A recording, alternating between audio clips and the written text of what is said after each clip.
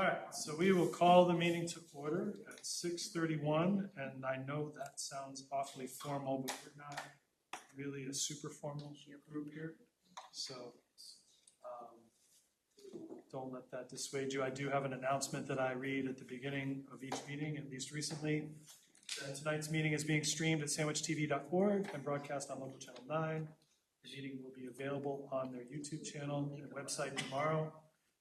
If you can please, when you do speak so that this central microphone can pick you up. I've noticed from recent videos that sometimes it can be difficult to hear even me here. So, but also be aware that that microphone does pick up the entire room. So if you want to say something that's not recorded, you probably should step into the vestibule. Okay? With that, we will move to approval of prior meeting minutes. The February minutes had been sent out previously. I tried to resurface them today, and I guess the PDF attachment didn't come along with it. So it came in as a Word document or something. I just couldn't open it when you sent it the second time. When I sent it previously, there was a PDF though. So previously, when it was back in before the April meeting. Before that, yeah. Probably had that one, but I mean, I got the other two PDFs. Okay, great.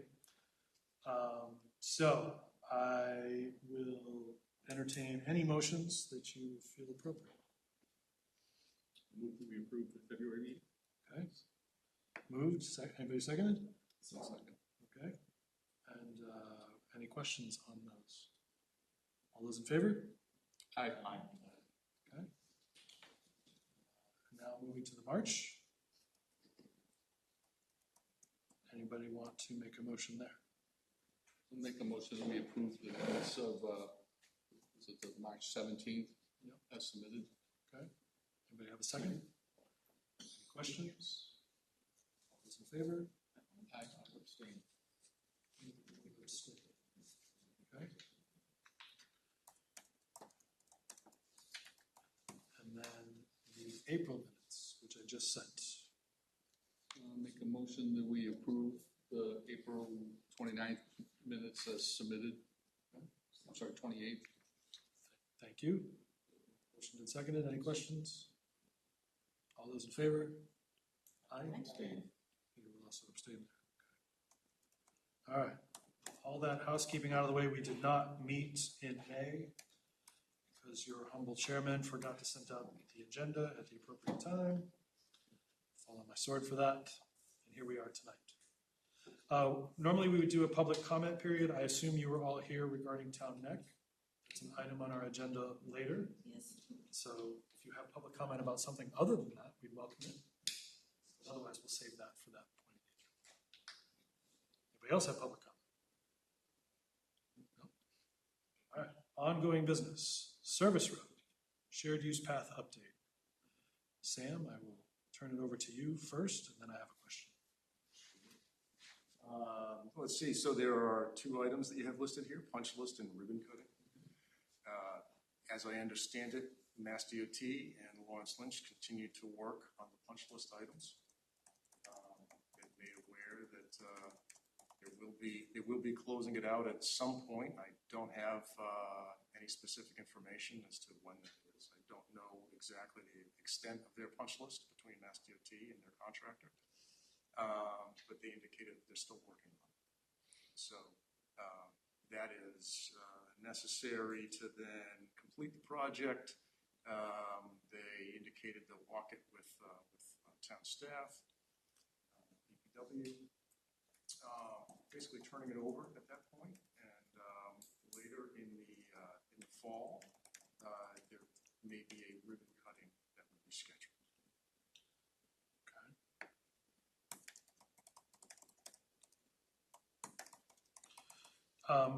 Is there an actual written list, this punch list? There may be. I don't have a copy of that. So could that be shared with us if there is one? I'm sure it could. If I don't have it, it's between Mass DOT and their contractor. Could maybe Paul ask for that for us? Perhaps. Because I'm curious as to whether there is one item on it. I rode the path yesterday. quality assurance inspection, not an official ride. And at Chase Road, where there's the flashing beacon, there's a button, or there's some kind of activation on this, I'll say the sandwich side of that crossing. But on the Barnstable side, there's nothing. So I'm curious as to, It doesn't, there was no actuator on the, not that I noticed. I'll forward the question on. Thank you. So I was wondering if that was already on the list or whether I'm surfacing new information. Speaking of the Chase Road intersection, has anyone mentioned anything about the sight line at the intersection between Chase Road and the service road? Not that I'm aware of. Because it is very difficult. And I think it's going to get worse as the connection is made between Barnstable and Sandwich. And we start getting pedestrians crossing at the same time, cars pulling up there. Because if you pull up and you stop, you cannot see to the right of Chase Road. So then you have to pull out almost into the road, into that lane, to actually see the cars coming down Chase Road. So I don't know. I don't know if you... I did notice that previously. Because I use before that they finished it. intersection Yeah. quite often. Yeah. So I don't know. I don't know if we've... And are you specifically referring to Chase eastbound? I mean, sorry, Service Road eastbound, Yes. Yes. yeah, where the crosswalk is. Yes. Yeah, that is something that we've looked at and it has been raised. Okay. So for motor vehicle traffic that approaches that, there's a stop line, a painted stop line. Yeah. And so the law requires a full stop at the stop line, right? And then if the crosswalk is clear, the motor vehicle may proceed with caution and then yield to Chase Road traffic. Right. So it doesn't necessarily require a full second stop, but a second stop may be necessary depending on what's going on in the circumstances. The configuration of the crosswalk and stop line, that's there. That's part of the design that was prepared by VHB, and they had to balance a whole lot of constraints at that intersection. We've recently looked at that again with them because we're mindful of the fact that we'll be planning the next phase extending to Barnstable at some point, hopefully not the too distant future. And in discussion with VHB, it's looking more likely that the crossing may actually move to the north side of Service Road if and when that crossing Oh, I see. Okay. extension goes to Barnstable. Yeah, that would make it We're not certain of that at this point. So for the time being, the various engineers that were involved in the design process, they had settled upon the configuration that's out there now. Thank you. Beyond the ribbon cutting in the fall, has there been official notice of an opening there on the service road? I don't. I haven't. There's been some discussion online whether it's actually open or not. Right, and I can understand. It's not officially turned over to the town, or made officially open.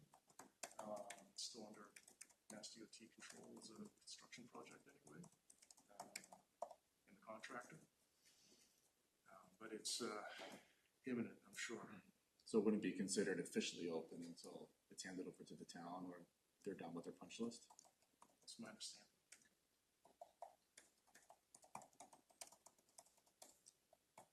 Sean, so actually, I did have 4 issues that I wanted to bring up that regard, but I mean, I'll put them under new business, but one of them is, it's these intersections that seem to be a problem in Sandwich, and, there seems to be a lot of issues at Chase Road and Service Road, and also the Quaker Meeting House lights. There don't seem to be anything has been done with changing that. And obviously, the other one is again, a lot of these involve Mass DOT. So, the service road, Route 130, with bikes, coming up there, traffic is brutal, never mind that. I don't think that there's any a way of like people, riding the bikes if they're coming up from the town, how do they, which side of the road are they supposed to be on? Where are they supposed to be? There's no signage, there's no there's nothing there to go, tell them, which way to go. And the other one is the Quaker Meeting House at Route 6A, because again, there seems to be, I had been trying to talk to, Representative Zaros, about it, but unfortunately he got into a car accident. And so he's, dealing with that there. But, I think that we need to, bring attention to that and focus it, because it doesn't seem like, you see it all the time. I mean, I can't tell you, it seems like once a week or whatever you see, another accident, Chase Road and the service road. And like I said, and I know, the issues that were brought up about a Quaker Meeting House, nothing seems to have been, all this time's going on and nothing seems to be, being done on being able to, address those concerns or whatever. And then, but like I said, once you hand it over to the town, then it's going to be the town's responsibility. Right now, I think that Mass DOT, Lawrence, Lynch, or whatever, they have the ownership of that. They should be working to resolve those issues. And right now, it doesn't seem to be, Well, that is why I asked the question at the beginning, which is, can we see the punch list? Right. Because I'm assuming the feedback we've brought up until now is on that punch list, but I'd like to verify that. Yeah, no, that makes sense. We just raised the Chase Road issues here tonight. So, as far as Route 130 and Service Road goes, in the absence of a crossing and the absence of signage, a cyclist is supposed to follow the rules of the road. I was able to successfully make that ride yesterday. With all the traffic, it's actually easier, not harder, to get into that left turn lane. You may be, but that doesn't mean that people that are, that aren't familiar necessarily with. I'm just saying that as a cyclist, you're supposed to follow the rules of the road. You signal that you're turning left, you make the left turn. Sure, we could make it better. That's a future phase, not a current phase.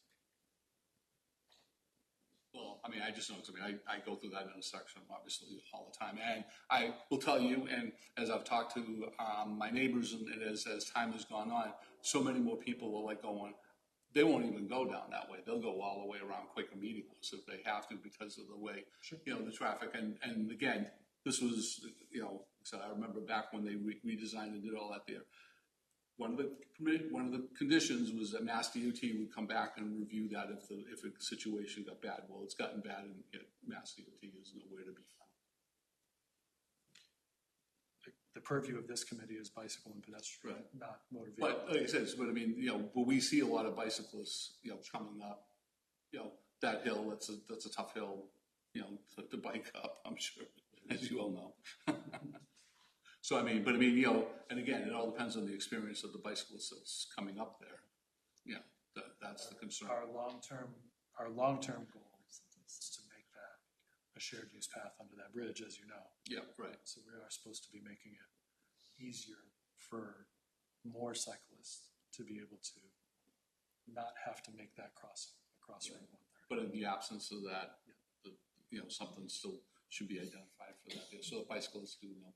Whether they're, experienced bicyclists or not. I have a comment. May I make one? Sure. When you talk about bicyclists observing the rules of the road, when you're coming up Route 130, are you saying that the bicyclist should be in the left lane to make that turn to go onto the service road? When it is safe to do so, yes. So there's no crossroad, no crosswalk there. Right. So wouldn't it make more sense to have a crosswalk there? Perhaps, but there's not one. And so in the absence of one, my point is a cyclist is supposed to merge into traffic, make a left signal, right? Get into that left turn lane, make a signal, and then make the turn when it's safe to do so. Now, usually the traffic is going quite fast there. Yes. It's not an easy thing to do. My point was yesterday, there was a lot of traffic and it was much easier thing to do. Let's talk about winter time or fall time or springtime when all the cars aren't there. I think that there needs to be some way for the bicyclists to be notified that they have to move into that lane in order to make that left-hand turn. And I mean, so many people come to the Cape who are not experienced with the traffic on the Cape. I mean, I agree with this man that there needs to be something that's done there to prevent accidents. Just like on 6A and Quaker Meeting House Road, there was a woman who was in a car accident 2 weeks ago there. And I personally avoid that intersection at all costs. Avoid it as in a vehicle or avoid In it? a vehicle. Okay. I avoid it. Again, the purview of this committee is bicycle and pedestrian, not in vehicular. So So do you write to these people and say, we need to have this taken care of now? I'd like to just put a pause button on that, because if we're addressing how cyclists and pedestrians should cross that intersection, that's something we can talk about here. If we're talking about something that's vehicular, it's more appropriately something addressed with the police department. I think it applies to both. I understand why you see it that way. I'm trying to limit. I know the committees, but I know what the committee is, yes. Okay, you're not about cars, you're about bikes. I get it. We're about how to cohabitate. How to do what? How to cohabitate on the road. Okay. How to share the road. Okay. I had to So make my- long term, I'll go back to what I said earlier. Long term, our plan for Service Road and Route 130 is, and the state is actually owning this particular part of the project, but it's part of a broader vision of us connecting the Service Road path to the Cape Cod Canal and to your neighborhood, quite frankly, is that there be a shared use path, that Route 130 gets reconfigured so that there be a shared use path that comes under the bridge, goes down Route 130 on the side by the dump and the visitor center, and connects to what we are planning to design that starts at Sham Road and then will connect through the fish hatchery to Route 6A and over to the canal. So that's been the vision, and things are in planning and in design. But obviously we've got a long way to go until we get there. Thank you. You're welcome. All right, I've now lost my place, so hang on a minute. You said you had 4 items, Daryl, so. Well, it was just those 4 intersections. I mean, and I understand what you're saying, like about 6A and Quaker Meeting House, but I believe bicyclists do take 6A, do go through there. Sure. It's a tough intersection, sure. And I think we should be focusing on those in conjunction, because I mean I think those are the 4 worst ones, and if we don't, then I don't think that we're doing anybody is. Maybe I think we're doing a disservice to the town not to look at those areas, because unfortunately nobody's really looking at these, even though with all of the issues and stuff. We can't. And I know you're talking to. I know we're a bike committee, but the thing is, it's also there should be a safety component put in there. But we also can't look at everything at once, and we do have a master plan that's supposed to guide us as to what the priorities are. And right now, our priority is building this shared use connection between Service Road and the canal, and I'd like us to stay focused on that. Sure, I would like to fix every intersection. I mean, we can, I guess, agree to disagree. Okay. Anybody have anything else on Service Road? Okay. Speaking of the Service Road to Canal connection update, Sam, is there any update regarding that? The VHB continues their work. They tell me that they're continuing to prepare their traffic memorandum, which is necessary for Mass DOT and part of the pre-25% design process. They are also continuing to work on the alignment along 6A, where there are a lot of nuances. Meaning between Main Street and, say, Tupper Road? Yes. Those are the primary thrusts at this time. I'm very aware that it's summertime now, and I want to have a public forum. So I have not received more concrete concrete scheduling information from them. They're projecting out as to when we're going to have a more refined draft. Hopefully we'll have that for the next meeting and talk about setting something up either for August or September. Great, thank you. Anybody have questions on that?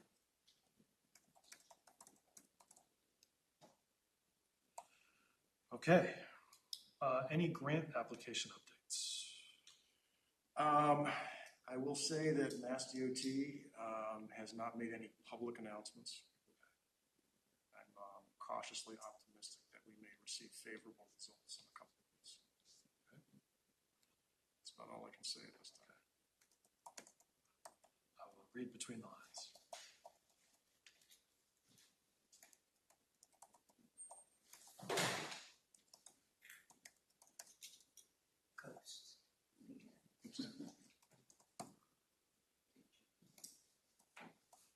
I'll say we're optimistic we'll hear something soon. Thank you. Okay, new business. Before we open the floor to our friends from Town Neck, Sam, I don't know if you're prepared to address the public safety campaign that Paul emailed. I can provide a couple of points. Okay, please, go ahead. Yeah, so DPW and in conjunction with the San Luis Police Department will be working on messaging that'll be released on a ongoing basis during the summer months. We'll have a series of messages. The messages are being worked on now, with the idea being to remind drivers, understanding the prior conversation, but to remind drivers to be mindful of speeding laws and drive responsibly, and to help promote safer road environment for all road users. We're still working on the language. We are open to ideas on messaging this time, and aiming to get this rolled out in the next couple of weeks. So. Sam, where are you going to post the messages? Please, go ahead. Okay. I always refer to the chair because this is a. Got it. Yeah, Got it. yeah. So the messages will be on social media and through all available channels. And we're open to ideas as to where else to put them. Thank you. Anybody have questions on that? I did forward around what Paul Tilton had sent to me, if we had a chance to look at that. Comments, questions? Okay. All right. So, our friends from the Town Neck neighborhood, where I will also disclose I own a property, have asked to be on the agenda tonight. The Town Neck Speed Limits for Safety Committee. So if you guys have a presentation, we'd love to hear it. I do. All right. I have copies for, Thank you. I have copies for everybody. Appreciate that. Could you also send that to me electronically? I can. Thank you.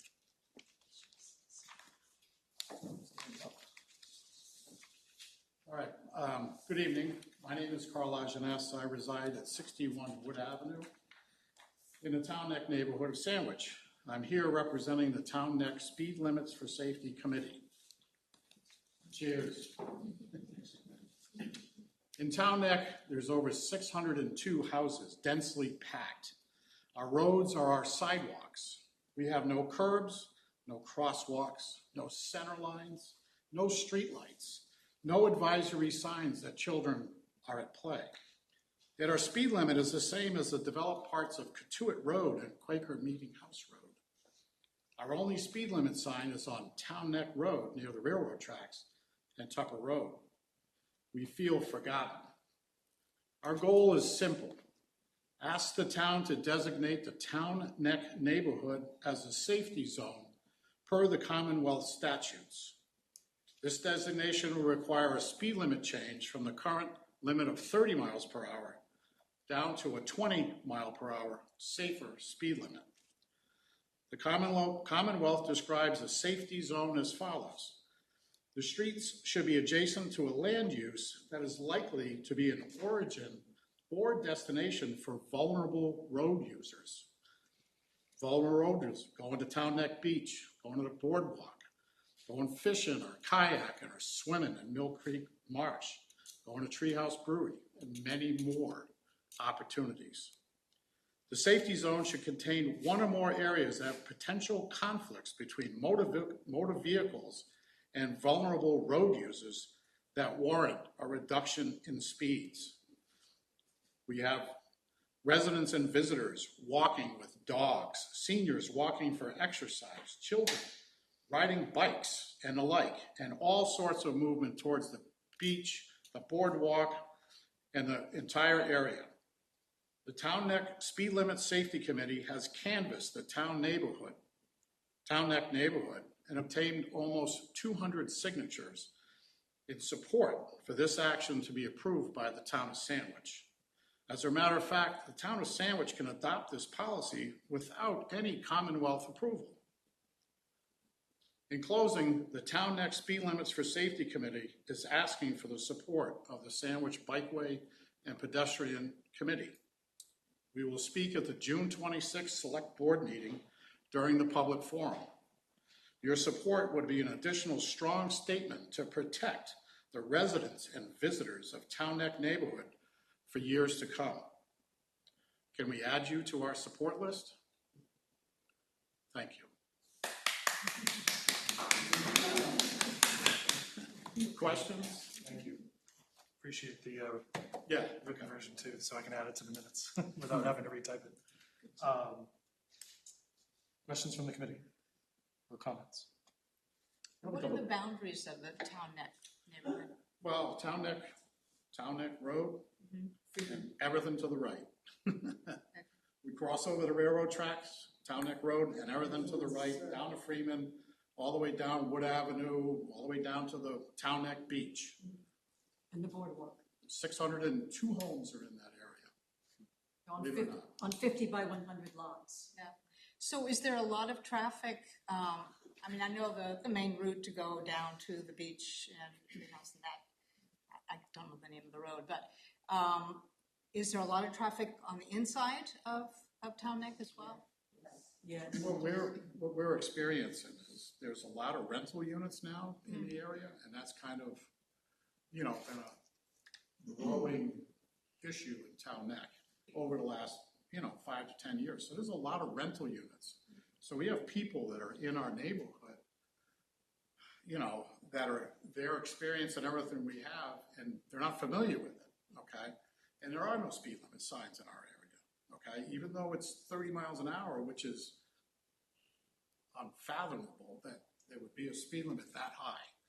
The town could actually easily put the speed limits down to 25, but they have not applied for that. So we're not happy with 25. We want to go to 20 because there's just too many people milling around the area. There's also roads like Wood Ave, Right. where people can cut through to the beach. And Dillingham. Sure, To avoid the brewery, so that traffic's increased on those side streets. I would imagine so. Yes. Well, and we also have a lot of regular bikers. You guys are part of the biking. Now the e-bikes are coming into play. Golf carts have become a new and hot item around. We have baby strollers, little kids on little bikes. The stop signs are not visible.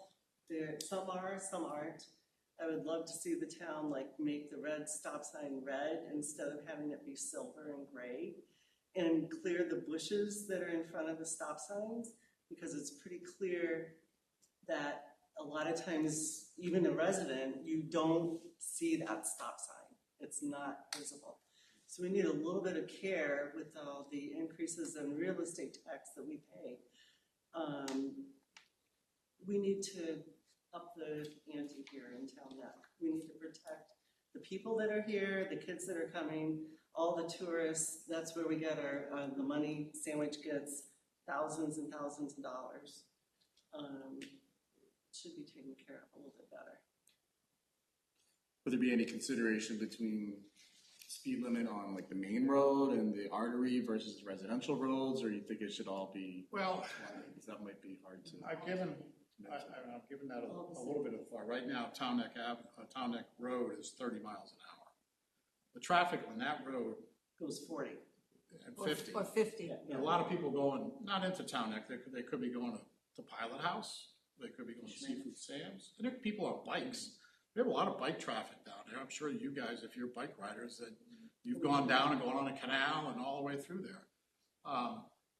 You know, there should be something done on Town Neck Road. You know, these are things that we would hope to bring forward to the town when, you know, this becomes something that we're actually going to discuss and hopefully make happen. That it could be like 25 miles an hour, maybe a sign in there describing the heavy, dense population in there, and that people have to do 20 miles per hour through there. And yeah, so, but basically the main part of Town Neck is to the right of Town Neck Road, but Town Neck Road is a problem as well. We've had discussions here in this committee about Town Neck Road with respect to crosswalks, that the sidewalk is actually on the opposite side from the neighborhood. And there's no crosswalk from any of those side streets to get to that sidewalk. So that's an issue that's at least on our radar as well. Good. Probably addressed separately from what you're talking about. Last year it popped up because of the parking issues on Town Neck and people not even be able to walk on the sidewalk there because of that. I mean, school's out now, and there's all these little kids on these little bikes, and I sit down on my front porch. I'm right on Freeman. I work from home, so I'll take a break between 5 a.m. and 8 a.m. sometimes, and the little kids that are now riding back and forth, and there'll be 3 of them, 4 of them together. They don't know to stay on the right side of the road. These are elementary school kids, but yet cars are whizzing by to go to work. Cars are whizzing by to go to the parking lot for some reason at that hour. And you got 4 little kids zigzagging, and they're unaware of cars. They don't know traffic laws. They can't drive a car till they're 16. They're not going to handle their bike like they should in traffic. I just cringe at the fact that a child's going to get hit.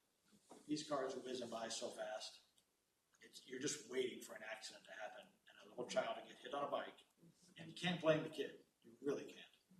They're so young. They don't have a driver's license. Those of us that do, there's idiots that go past on Freeman constantly. And they'll go so fast they'll bottom out on some of the dips in the road. Which is unnatural. Yeah, it's like, wow. Natural speed bumps. Yeah. Traffic calming, we call that.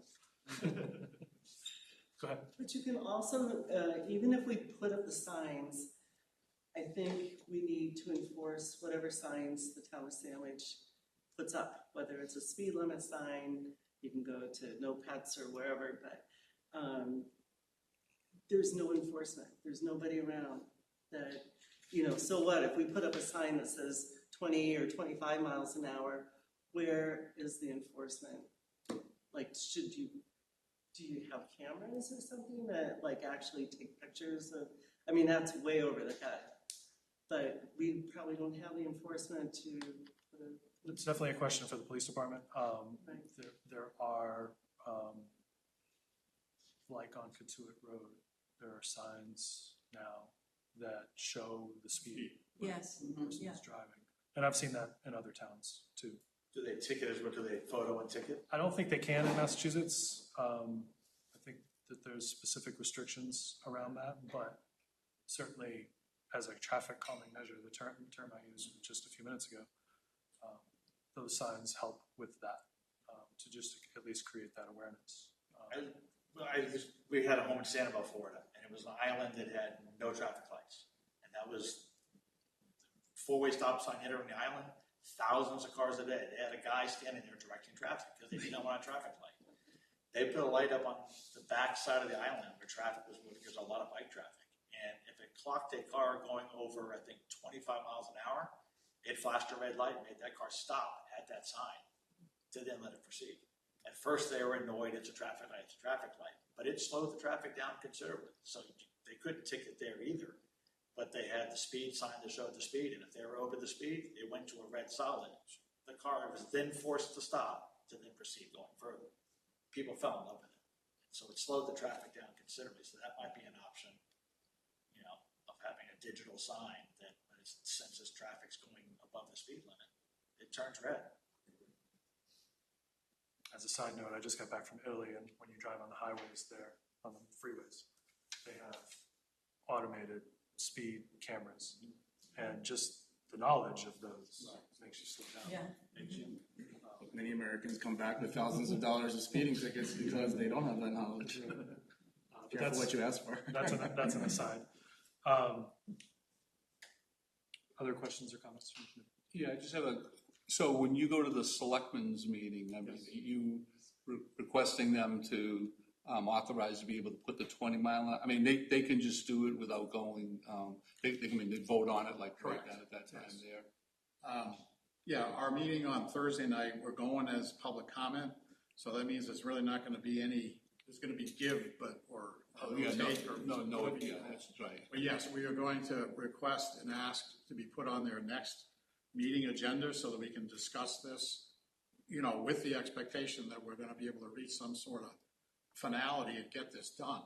And just as a side note, the town of Falmouth stole my idea. And they have just put in safety zones at one meeting of their select board, or I'm sure they're probably the same type of government. And they put it in for their beach, all their beach roads, 20 miles an hour. Created safety zones, exactly what we're looking to do. And they did it in one meeting.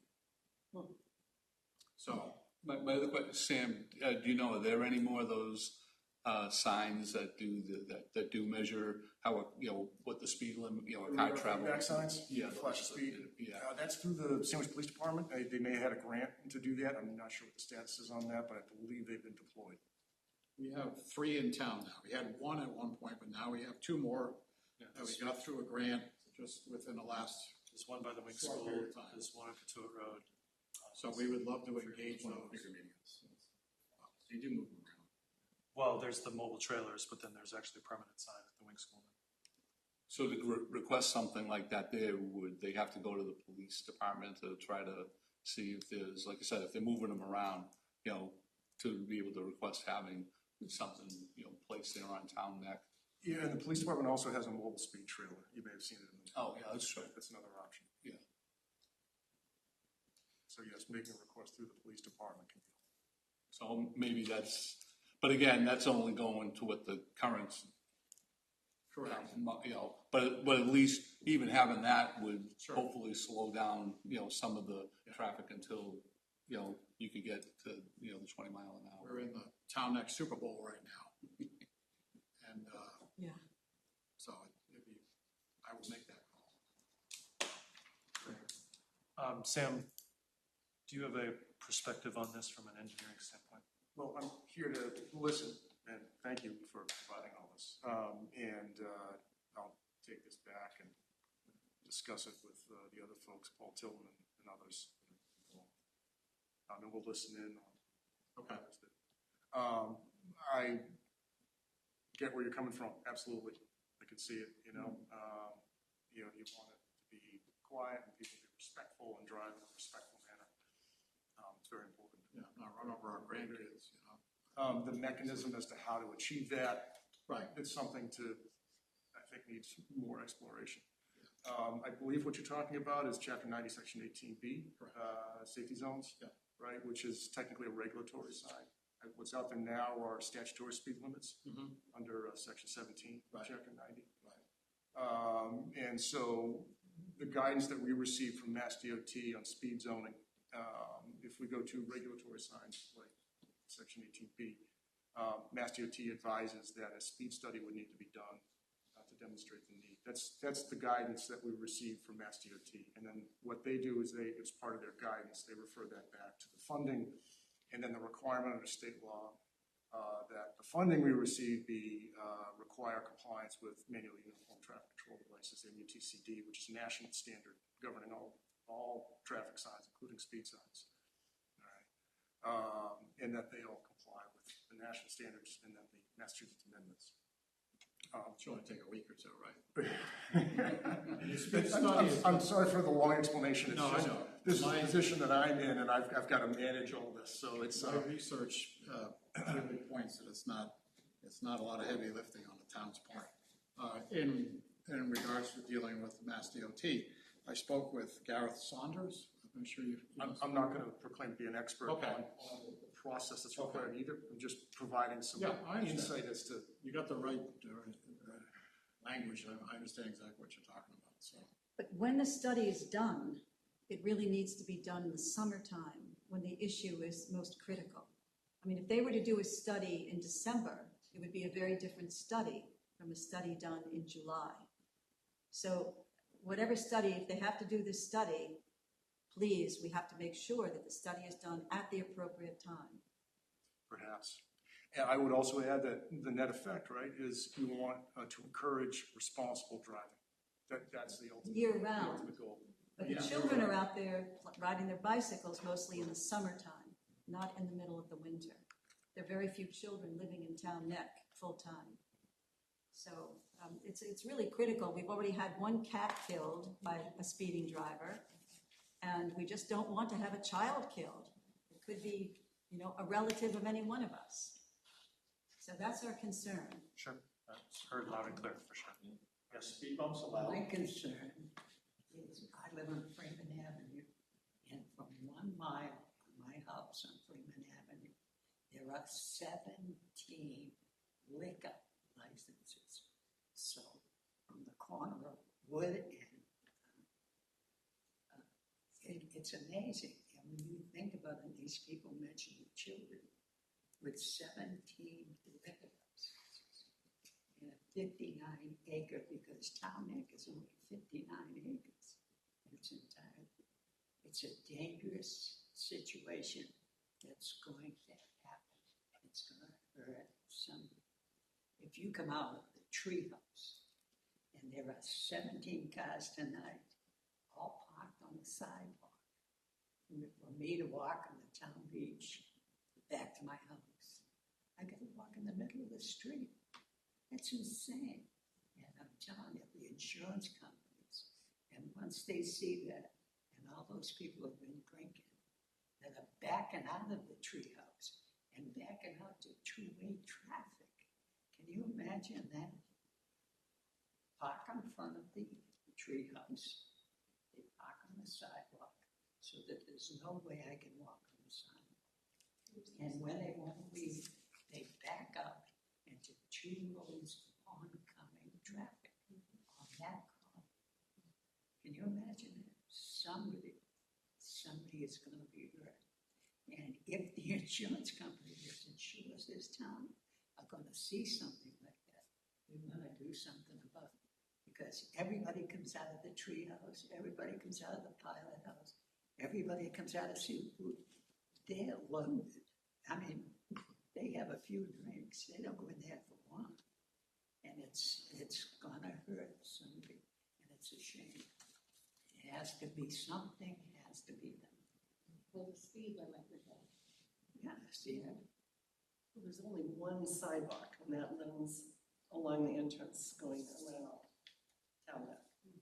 And outside of that, there are no sidewalks. So everybody has to have their strollers, have their bikes, have their kids, and you're walking in the middle of the road because you can't get by. Yes. Are the temporary speed bumps that are put in and removed for plowing in the winter, are those allowed in Sandwich? Are those allowed in Massachusetts? I mean, those solid, hard rubber ones that are pretty high, and they can put them in wherever they want to put them in? Have those ever been thought, or? I've only seen that at the harbor master's office. Is that what you're talking about? They're over in that area where they have all the captain's roads. Scoot and Shores, they put them in every year. And then they pay for them because that's an association. And then they remove them for the winter. I don't know what the regulations are surrounding that. Although I do know that the ones that were installed by the marina were only in there for, I think, about a year. And they were removed because there were multiple bicycle accidents. Yeah. Oh, that's an interesting thought. There was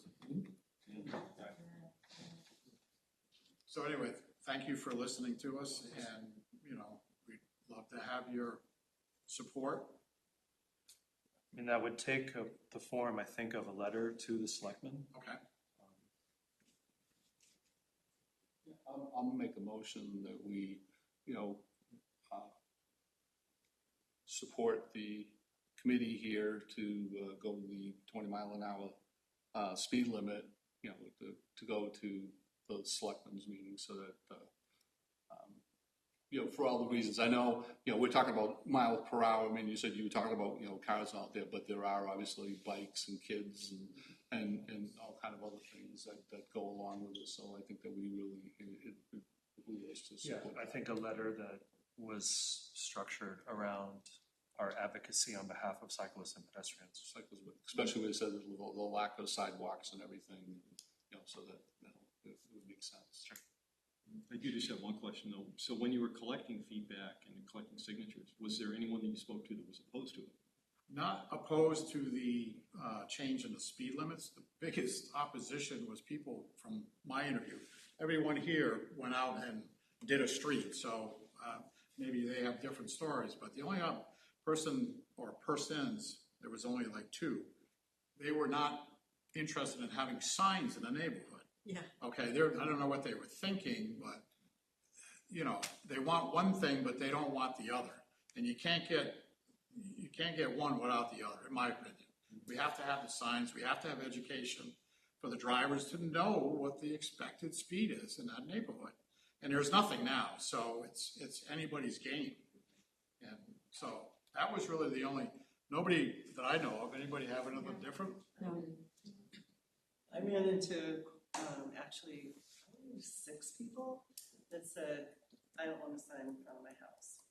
So, and I'm like, okay, fine, I really don't want a sign in front of my house either, but what about, like, there are stop signs everywhere, but they're not clearly marked. But you have a stop sign, why couldn't they affix the speed limit sign right under that? Sure. Doesn't have to be gigantic, but there's already a post there. So, then just put a speed limit sign at the stop sign. There's power poles everywhere. Right. Put on some of the power poles. Right. Yeah. So you don't need to put new poles in. Didn't we discuss that one time? There's regulations regarding, they can't mix certain types of signage. Oh. Can't put the stop sign post is reserved for the stop sign. We can't fix other signs to the stop sign post. Utility poles are not property of the town of Sandwich. Oh, that's right. So I don't think that the posts are an issue from our perspective. It's more just policy and what would make sense. I think in terms of support, it makes sense to support a safety zone, but I don't think we could recommend any speed limits and such, especially coming from our focus on bikes and pedestrians. But I think there's definitely work that needs to be done around increasing that safety there, but that would probably make more sense for us to focus in that area. I agree. Carl, did anyone? So you made a motion? Yeah. Second. Before we take a vote on that, I assume the committee would be comfortable with me writing that letter on their behalf. Yeah. Okay. And when are you meeting with the selectmen? This Thursday? Thursday. Quick and sweet. So I can be brief. Okay. I'll take a vote. All those in favor? Aye. Unanimous? Thank you. We thank you. don't often have visitors at our meetings, so we appreciate your attendance and your feedback. It's always busy like this. What do you mean? Please come again. We will. We will. Where do you live? Thank you, guys. Appreciate it. So we don't have anything else on the agenda. The next meeting will be July 21st. I'll take a motion to adjourn. I'll make a motion to adjourn. All those in favor? Adjourn at 7:20. Thank you, everybody.